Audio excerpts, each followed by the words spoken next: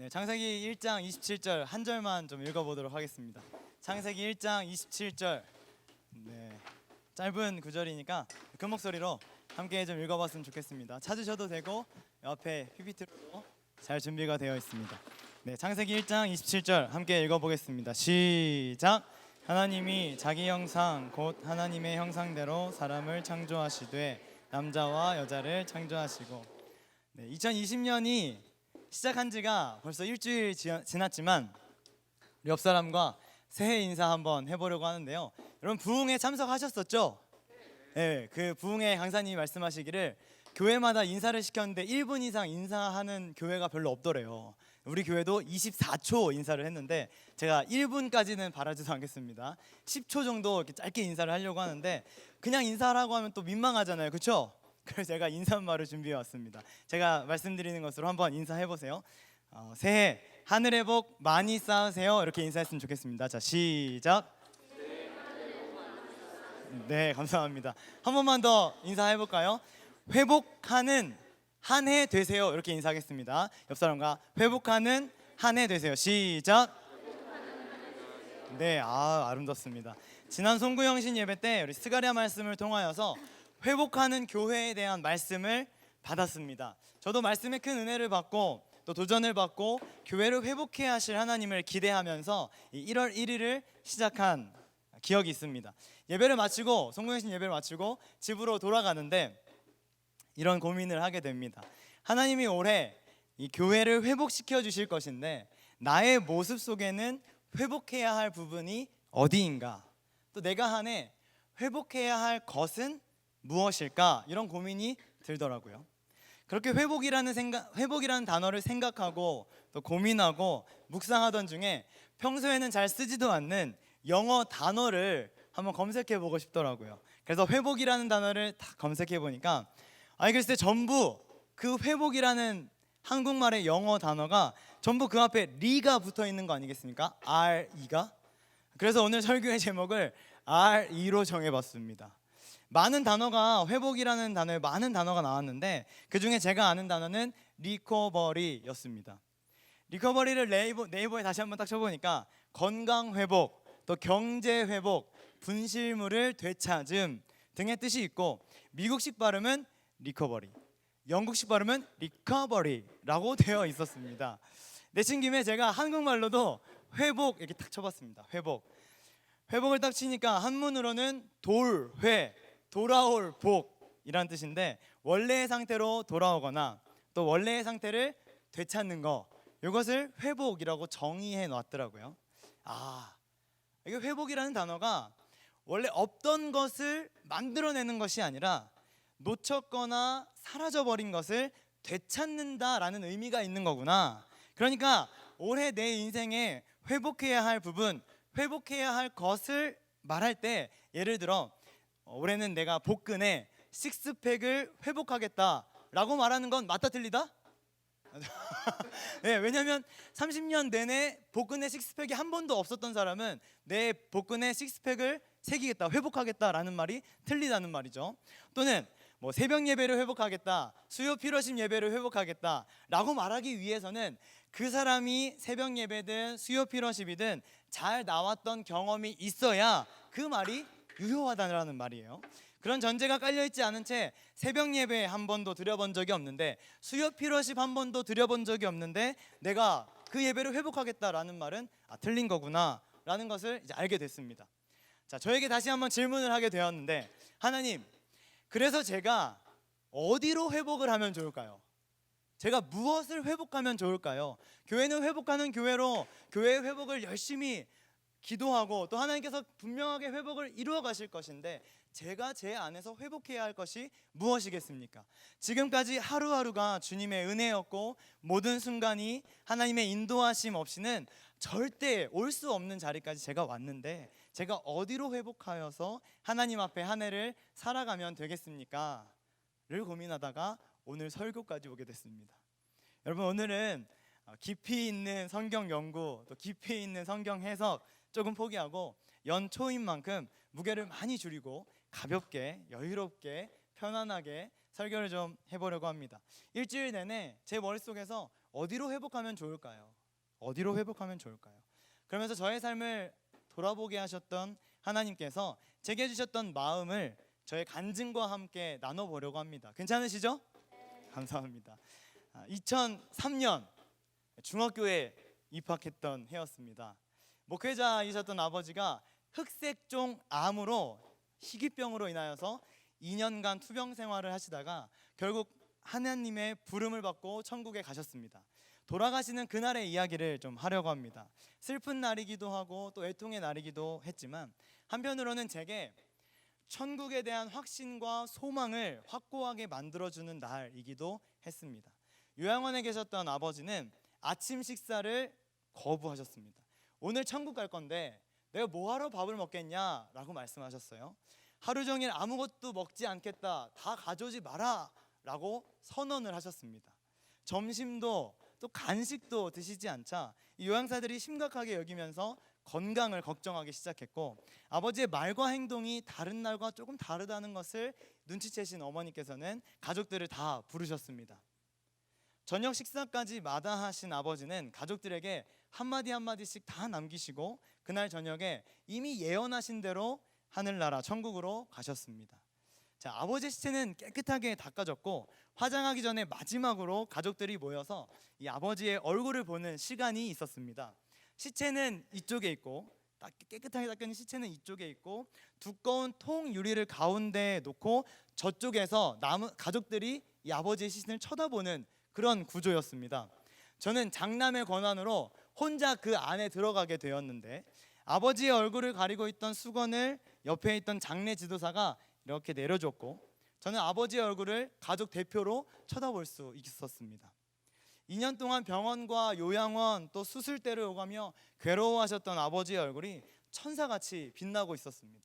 통유리 반대편에서는 고모, 삼촌, 할머니 다 소리를 내면서 울고 계셨는데 아버지는 너무나도 평안한 얼굴로 제게 마치 천국에서 보자 라고 말씀하시는 것 같았습니다. 그렇게 저는 좀 어린 나이였지만 아버지의 마지막 모습을 보면서 천국에 대한 확신을 하게 되었습니다. 다시 시점을 현재로 끌고 와서 2020년 시작하면서 제가 하나님 앞에 기도합니다. 하나님, 어디로 제가 회복하면 좋을까요? 제 인생에 천국에 대한 확신, 천국에 대한 소망 가장 뚜렷했던 때는 2003년 아버지 앞에서였습니다. 자격 없는 제가 예수 그리스도로 말미암아 예수 그리스도를 믿는 믿음으로 천국 갈 수 있다는 그 기쁨, 처음으로 천국이 실제구나라는 것을 깨닫게 되고 나도 천국에 가고 싶다라는 마음을 처음 가졌었던 그때로 제가 회복하면 될까요, 주님? 별 대답이 없으셨습니다. 이때가 아닌가? 마음에 좀 안 드시나? 생각하면서 내가 어디로 회복하면 좋을까? 회복이라는 것이 돌아간다는 의미라던데 내가 어디로 회복하면 좋을까? 다시 한번 생각에 잠기게 됐습니다. 때는 2010년 침례신학대학교 기도굴에서 있었던 일입니다. 신학교에 가면 대부분 경제적으로 참 많이 어렵습니다. 저도 그 중에 하나였는데요. 하나님께서 먹이시고 하나님께서 입히시고 하나님께서 필요에 따라서 채워주시니까 하루하루 살아가는 것이지 하나님의 은혜 없이는 하루도 살 수 없는 것이 바로 신학교입니다. 모든 것이 다 그렇지만요. 친구들이 밥을 참 많이 사줬습니다. 그것도 한두 번이지 지속적으로 얻어먹는 게 조금 미안하기도 하고 눈치가 보이기도 해서 어느 날은 나 니네랑 밥 먹지 않겠다, 나 오늘 안 먹겠다 이렇게 했습니다. 그런데 친구들이 눈치가 왜 이렇게 또 빠른지 돈이 없니? 물어보더라고요. 돈이 없니? 내가 사줄게. 그럼 저의 손을 붙잡고 식당으로 막 끌고 갔습니다. 그렇게 친구들이 저에게 자비를 베푸면 제가 잘 따라서 가서 또 맛있게 먹고 하면 좋았을 것을 어디에서 이 튀어나온 자존심이었는지 내밀었던 친구들의 손을 탁 치면서 나 오늘 금식이야 라고 말했습니다. 나 오늘 금식이야. 그리고 휙 돌아섰습니다. 성도님들 아시겠지만 누가 금식이라고 했는데 야 그래도 뭘 먹어야지 그래야 살지 이러면 거의 사탄 취급당하는 거 아시죠? 이 친구들이 제가 진짜 금식을 하는 줄 알고 일주일 내내 밥 먹으러 가잔 말을 안 하더라고요. 배는 고픈데 돈은 넉넉하지가 않고 또 사달라고 하기는 좀 뭐하고 그래서 기도굴에 들어가서 가짜로 금식 기도를 시작했습니다. 기도하려고 딱 무릎을 꿇었는데 너무 서러운 거예요. 너무 서러운 거예요. 그때 갑자기 제 머릿속에 굉장히 지혜로운 기도의 방법 한 가지가 생각났습니다. 그리고 곧바로 가방을 열어서 비어있는 지갑을 들고 하늘 위로 뻗은 다음에 하나님께 기도하기 시작했습니다. 뭔가 이렇게 기도하면 하나님께서 보시고 뭔가 풍족하게 지갑을 채워주실 것 같은 느낌이 그때 딱 들었던 거죠. 요즘 여러분 그런 찬양도 있지 않습니까? 날이 저물어 갈 때 빈들에서 걸을 때 그때가 하나님의 때, 그런 마음이었던 것 같습니다. 빈 지갑을 들고 기도하면 하나님이 갑자기 역사하지 않으실까? 지갑을 그렇게 들고 한 10초 동안 기도했을까요? 하나님께서 진짜 곧바로 어떤 마음을 주셨습니다. 이게 말로 표현하기는 참 어렵지만 제가 한번 표현을 해보겠습니다. 기도를 하고 있는데, 승균아, 네가 지금 네 손에 들고 있어야 할 물건이 지갑이 아니잖아. 그래서 제가 화가 났습니다. 그럼 뭔데요? 지금 배고파서 밥도 못 먹고 하나님 따라서 신학교까지 왔는데 애들한테는 거짓말치고 애들한테는 거짓말하고 금식이라고 여기 와서 앉아있는데, 그럼 제가 뭘 들고 있어야 되는데요? 라고 말하자. 하나님께서 이런 마음 주셨어요. 네가 들고 있어야 할 것 성경책이잖아. 성경책이잖아.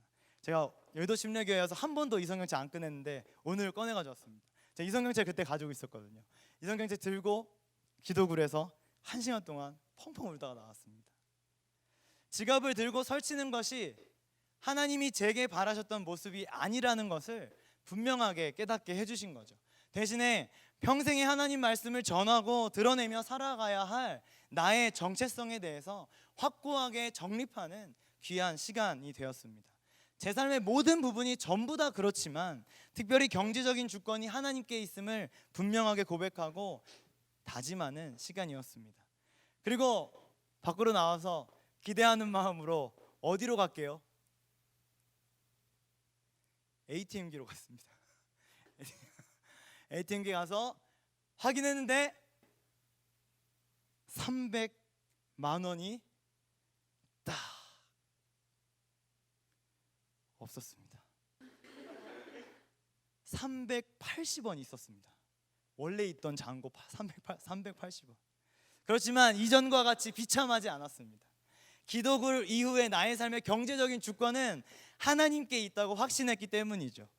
마음이 훨씬 가벼워졌습니다. 돈이 없을 때는 친구들에게 얻어먹는 게 좀 비참하고 부끄럽고 미안하기도 했었는데, 돈이 없으면 맛있게 친구들에게 얻어먹고 하나님께서 또 허락해 주시면 제가 친구들에게 마음껏 사주는, 한턱 쏘는 신기한 일들도 벌어졌습니다. 이후에 하나님께서 극적으로 필요에 따라 채워주신 은혜들이 참 많습니다. 하나님께서 정확한 타이밍에 채워주신 덕분에 제 ATM기 앞에서 정말 많이 울었습니다. 그날 기도굴에서의 사건을 통하여서 경제권이 분명하게 주님께 있다는 것을 저의 삶에서 절대로 잊지 않게 되었습니다. 자, 다시 시점을 2020년으로 끌고 와서, 하나님, 제가 2020년도에 회복하고 싶은데 제가 2010년도 ATM기 앞에서 울며 기도굴 앞에서 기도했던 그때로 제가 회복하면 될까요? 제 인생의 가장 연약함 중에 하나였던 경제적인 문제는 하나님께 맡겨야 한다는 것을 확신했던 순간이 바로 2010년입니다. 제 힘으로 아무리 발버둥 쳐도 저에게는 경제적인 부분을 해결할 수 없는데, 하나님 말씀 따라 살아가며 먼저 그의 나라와 그의 의를 구할 때 하나님께서 분명하게 필요에 따라 채워주신다는 것을 알게 되었던 그 순간이 바로 2010년입니다. 그날을 회복하면 될까요, 주님? 별 대답이 없으셨습니다. 또 마음에 안 드시나? 내가 생각하지 못하는 다른 어떤 것이 있는 건가? 내가 도대체 어디로 회복하면 좋을지 다시 한번 생각에 잠기게 됐습니다. 마지막 2015년 네팔, 저는 단기 선교사의 꿈을 가지고 네팔로 갔습니다. 3개월이 지나고 4개월 차에 접어들었던 2015년 4월 25일 강도 7.8의 대지진을 만나게 됐습니다. 온 땅이 흔들흔들거리고 하늘에는 헬기가 왔다 갔다 하고 땅에는 구급차가 바쁘게 움직였고, 인간의 몸뚱아리가 정말 아무런 쓸데가 없구나 라는 것을 생각하게 되는 정말 비참한 하루였습니다. 제가 설교 준비 때문에 그날을 검색해 보니까 위키 백과에 등재가 되어 있던데, 이 지진으로 더르바르 광장 등 유네스코 세계유산이 파괴됐고, 네팔은 물론이고 중국, 인도, 파키스탄 등등 8,400명이 이 지진 때문에 사망했다고 합니다. 아마 지진으로 인해서 목숨을 잃었지만 파악되지 않은 사망자들은 더 있었을 것이라 생각됩니다. 지진이 나고 선교사님과 함께 4일을 공터에서 지냈습니다. 하루에도 수십 번씩 반복되는 여진과 심지어 비까지 내려서 1분 1초가 참 고된 순간들이었는데, 나야 한국으로 돌아가면 그만이지만 여기 살고 있는 네팔 사람들이 자꾸만 눈에 밟혀가지고 한숨만 쉬면서 4일을 보냈습니다. 그러던 어느 날 가족들과 통화할 수 있는 기회가 생겼는데요. 가족들과 통화하며 여러 이야기들을 주고받다가 제가 물어봤습니다. 선교사님도 현지 사람들도 다 빨리 한국으로 돌아가라고 하는데, 돌아가는 게 좋겠다고 하는데, 네팔 사람들을 보고 있노라니 너무 마음이 아파서 발이 떨어지질 않는다. 여진은 계속 있어서 위험할 수 있다는데 돌아가야 될까? 아니면 조금이라도 더 돕고 가야 할까? 어머니의 답이 너무 명쾌했습니다. 선교하러 갔으니까 끝까지 돕고 줄 수 있는 거 다 주고 돌아와라. 그러다가 지진을 또 맞아서 문제가 생기면 아빠를 만나서 좋을 것이오. 만약에 한국으로 건강하게 돌아온다면 엄마를 만나서 좋을 것이니 두려워하지 말고 끝까지 있다 오너라. 전화를 끊었습니다. 이분이 정말 내 어머니가 맞을까? 이런 생각을, 이런 의심이 들었지만 하나님의 음성이라 생각하고 한국 가는 일정을 조금 늦추겠다 선교사님께 말씀을 드렸습니다. 나중에 어머니께 들어보니 그 말을 하시고는 엄마도 펑펑 울면서 기도하셨다고 하더라고요. 그리고 정말 최선을 다해 약 한 달간 네팔에서 봉사했습니다. 쌀도 나르고 라면도 나르고 전 세계에서 들어오는 구호 물품을 여기저기 시골 지역과 산동네에 나눴습니다. 그러던 5월 12일 큰 지진이 있고 2주 정도 뒤의 일인데요.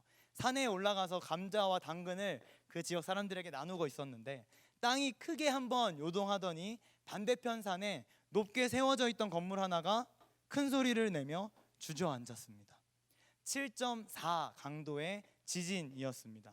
땅이 또 이리저리 흔들리고 사람들이 울며불며 급하게 대피했지만 저는 산 위에 있었으니 뛰어내릴 수도 없고 그냥 그 자리에서 주저앉았습니다. 그게 지진을 대피하는 방법이라고 알려주셨기 때문이에요. 산에서 내려와서 게스트하우스까지 가는 길에는 4월 25일 있었던 큰 지진보다도 더 크고 더 비참한 환경이 제 눈에 목격되었습니다. 모든 것을 잃어버린 사람들의 슬프고 끔찍한 모습들은 제 마음을 찢어놨습니다. 그 이후 목숨을 건 선교활동은 지속됐고 네팔 한인선교사회 본부에 들어가서 식량을 배달하는 일에 투입돼서 5월 말까지 열심히 봉사하며 마음 다해 네팔을 돕고 돌아왔습니다.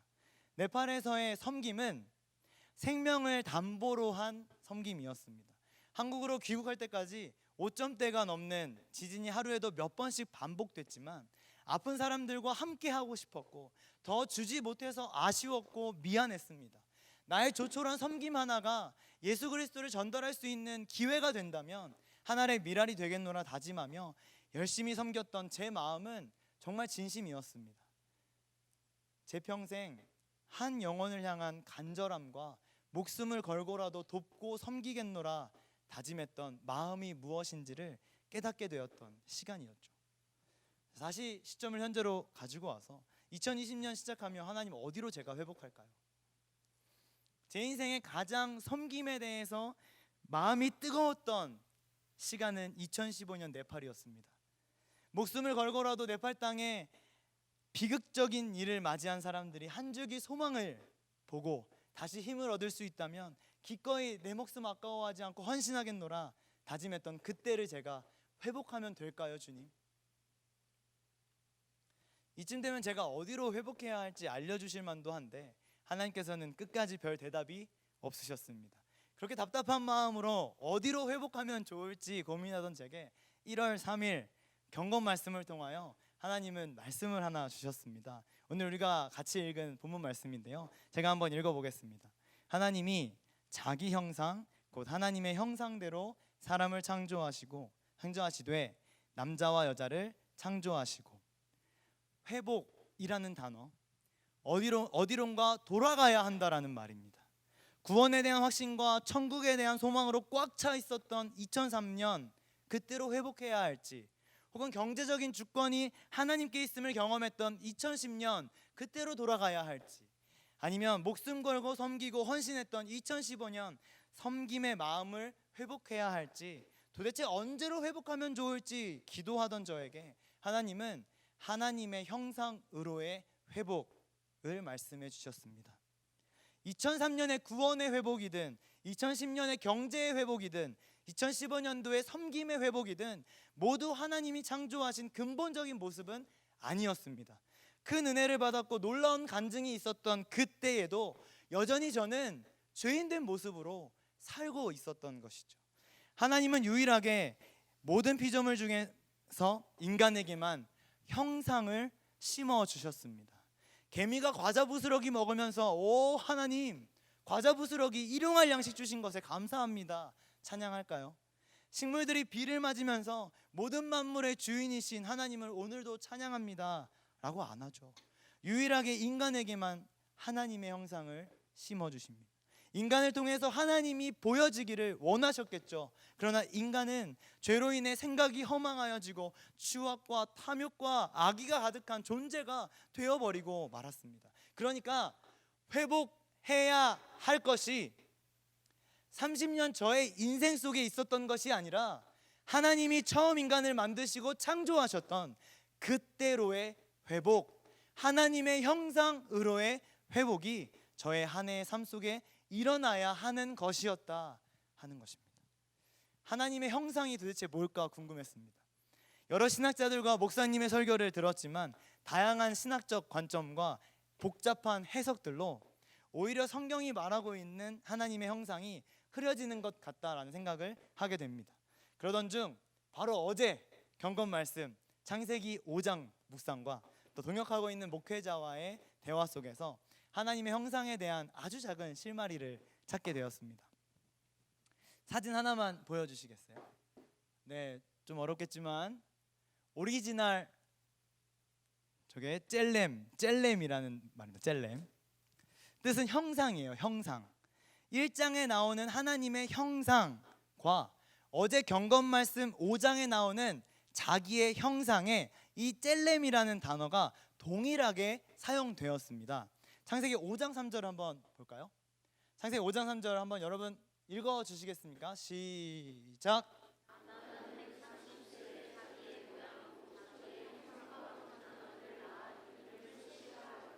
네, 감사합니다. 사진 두 번째 한번 보여주세요. 여러분 어려워하지 마시고 아주 쉽습니다. 창세기 1장 27절에 하나님이 인간을 자기 형상대로 만드셨다와 창세기 5장 3절에 아담이 자기의 형상과 같은 아들을 낳았다의 형상이라는 단어가 똑같이 쓰였다라는 겁니다. 그러니까 제가 해석하기로는 하나님이 인간을 만들 때 엄청나게 다른 어떤 방법을 가지고 신비하고 경이로운 전략을 사용하셔서 만드셨다라고 하기보다는 그저 아담이 셋을 낳은 것처럼 그저 부모가 자녀를 낳듯이, 그리고 그 자녀는 자연스럽게 가정의 문화와 부모의 교육 속에서 아빠 엄마를 닮아가듯이 하나님이 그렇게 인간 속에 하나님의 형상을 넣어주셨다라는 것이죠. 하나님의 형상으로 돌아간다, 이게 뭘까? 하나님의 형상으로 회복해야 되고 회복하고 싶은데 이게 도대체 무슨 말일까? 라고 생각하다가 부모를 닮은 자녀로서의 회복을 말하고 있는 것은 아닐까 생각해 보게 됩니다.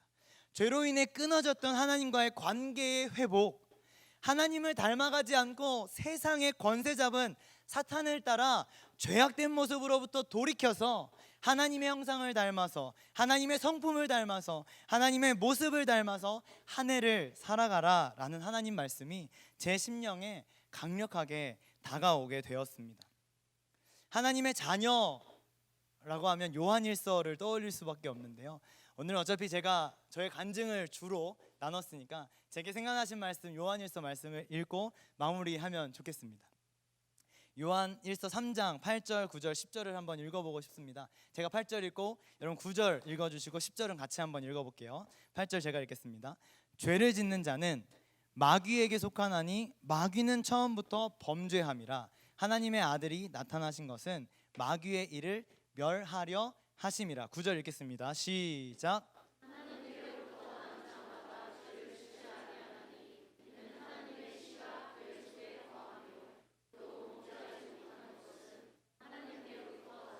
10절 같이 읽겠습니다. 시작. 이러므로 하나님의 자녀들과 마귀의 자녀들이 드러나나니 무릇 의를 행하지 아니하는 자나 또는 그 형제를 사랑하지 아니하는 자는 하나님께 속하지 아니하니라.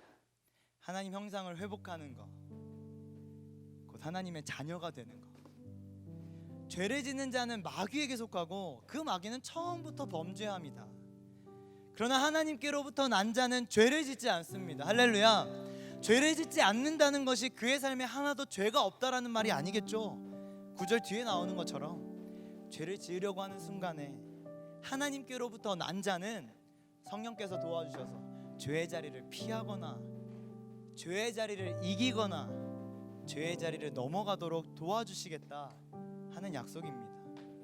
나는 하고 싶지만 하나님께 속했으니 하나님의 뜻이 아니라면 멈추는 것, 그것이 바로 하나님 형상을 회복하는 것이요 하나님의 자녀가 되는 것 아닐까요? 하나님의 형상을 회복하는 것, 하나님의 자녀가 되는 것, 그것은 처음 창세기 1장에 하나님이 인간을 처음으로 만드셨을 때 죄가 없는 상태로 창조하신 모습, 그것을 회복하기 위해 노력하며 하루하루 살아가야 하는 것임을 저는 확신합니다. 그렇게 하나님 형상을 드러내는 우리들을 통하여 하나님의 이름이, 하나님의 형상이 온 세계에, 온 열방에 퍼져나가길 소망합니다. 그래서 올 한 해 회복하는 교회, 하나님께서 우리 교회에 반드시 놀라운 은혜로 회복하게 하실 것을 믿으며 저 개인에게는 인간을 창조하셨던 첫 번째 모습, 하나님의 형상, 하나님의 성품, 하나님의 자녀, 죄를 멀리하고 내 안에 살아계신 성령님을 모시며 살아가는 회복의 은혜를 누리고 싶다라는 다짐과 함께 2020년을 시작해봤습니다. 제가 그랬으니까 여러분들도 그래야 된다라고 이야기하는 것 아닙니다. 그런데 하나님께서 이 귀한 수요 피로십 설교의 자리에서 제게 주신 은혜들을 나눌 수 있게 해주셨고 또 이 예배에 여러분들을 초대해 주셨으니 우리 함께 같은 기도의 제목으로 회복하는 교회, 회복하는 나를 기대하며 기도했으면 좋겠습니다. 묵상으로 먼저 한번 기도했으면 좋겠는데요.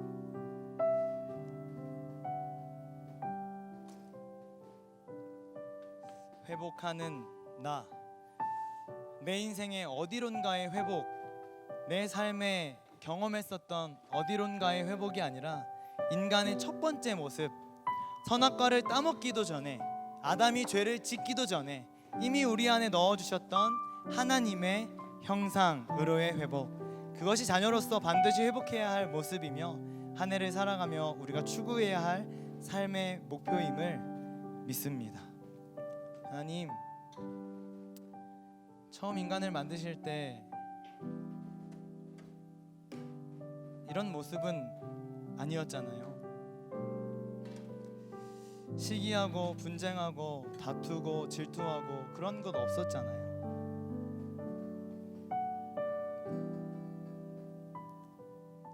하나님이 처음 만들어 놓으신 그 인간의 모습, 하나님의 형상을 주셔서 우리 안에 더럽고 추한 죄악들이 하나도 없는 그런 모습, 하나님, 저희가 그 모습을 기대하고 꿈꾸며 올 한 해를 회복하는 한 해로 살아가기를 소망합니다.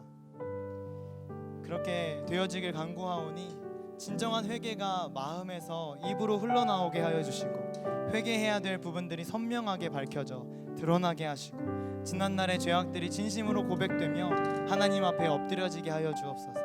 우리 조용한 목소리로 묵상으로 회개하며 주님 앞에 기도하도록 하겠습니다. 기도하겠습니다.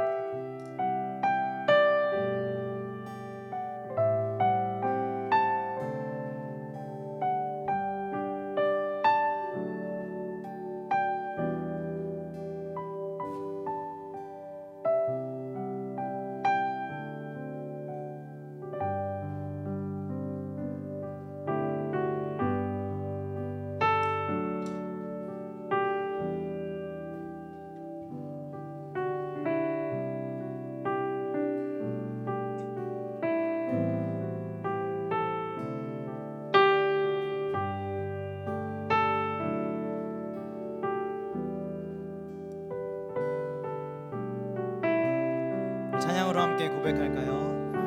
내 백성이 나를 떠나 내 백성 나를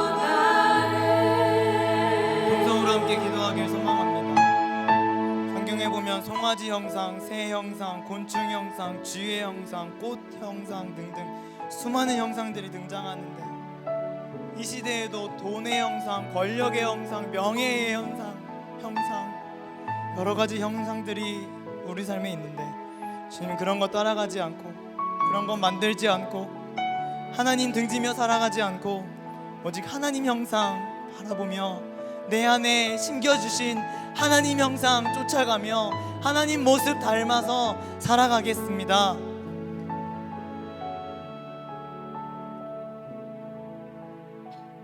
여호와께 돌아가는 것 외에는 하나님 형상을 회복할 수 있는 방법이 없음을 압니다. 여호와께 돌아가 믿음 가지고 살아가는 올 한 해 저의 삶이 될 수 있도록 축복하여 주옵소서. 하나님, 내 자리를 분명하게 찾게 하여 주옵소서. 하나님 창조주가 되시옵소서. 나는 그분의 말씀을 순종하는, 그분의 말씀을 듣고 따라가는 피조물이 되고, 예수님 포도나무가 되시면 내가 가지가 되어 예수님 곁에 붙어있고, 성령님 나의 주인 되어주시면 내가 그의 종이 되어서 성령께서 말씀하시는 대로 살아가고, 그렇게 나의 삶의 자리를 찾아 믿음 가지고 살아가는 나의 삶이 되게 하여 주옵소서. 우리 주여 한번 외치고 믿음 달라고 구원해 달라고 함께 기도하도록 하겠습니다. 기도하겠습니다. 주여,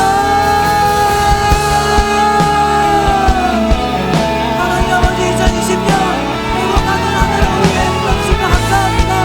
하나님, 영원히 돌아가는 것 외에는, 예수 그리스도로 돌아가는 것 외에는, 예수 그리스도의 십자가의 보혈을 믿고 의지하는 것 외에는 나에게 아무런 소망과 아무런 능력이 없는 줄 압니다. 여호와께 돌아가자, 여호와께 돌아가자, 여호와께로 돌아가는 것 외에는 난 삶을 인도할 수 있는 것이 아무것도 없음을 믿습니다.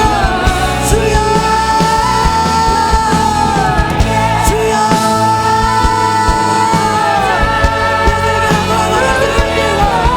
하나님 잡아주고 계시면서 나는 믿음을 위하여 주의 주인 되시며 너희가 앞에 종이 되어서 주님 바라봅니다. 주님 말씀대로 주의 영광 가서 주의 영광을 드리겠습니다.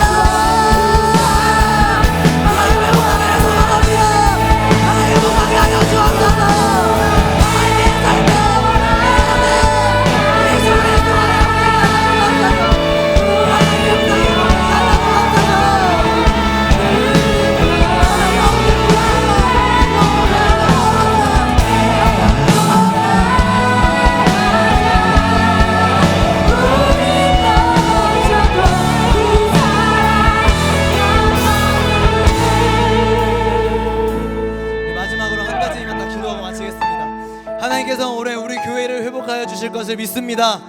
담임 목사님과 목회자들을 위해서 중보해 주세요. 여러분이 속해 있는 부서와 기관을 위해서 중보해 주세요. 성령 충만이 회복되어지고 상처나고 찢기고 괴로웠던 부분들이 회복되어질 것을 믿습니다. 하나님이 주인 되심이 드러나서 하나 되는 우리 교회가 되게 하여 주옵소서. 우리 주여 한번 외치고 교회 회복을 위하여 기도하겠습니다. 주여,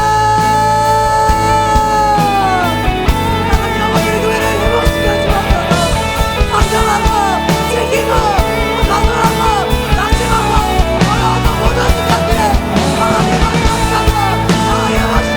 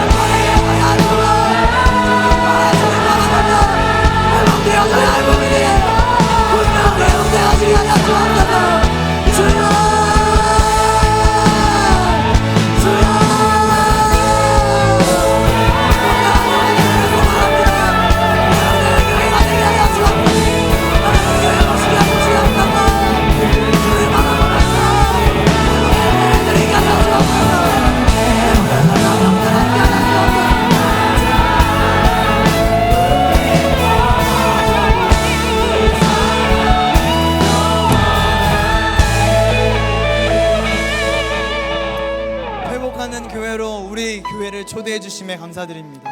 하나님께서 우리 교회에 베풀어 주실 큰 은혜를 기대합니다. 또 오늘 수요 피로십 예배자들에게는 하나님의 형상이 회복되어서 죄로부터 멀어지고 하나님의 자녀로서 살아가는 생활이 회복되게 하실 것을 기대합니다. 내 모습과 행동, 표정과 말을 통하여 하나님의 형상이 드러나 회복의 은혜와 간증이 넘쳐나는 한 해가 될 수 있도록 축복하여 주옵소서. 감사드리며 예수님의 이름으로 기도합니다.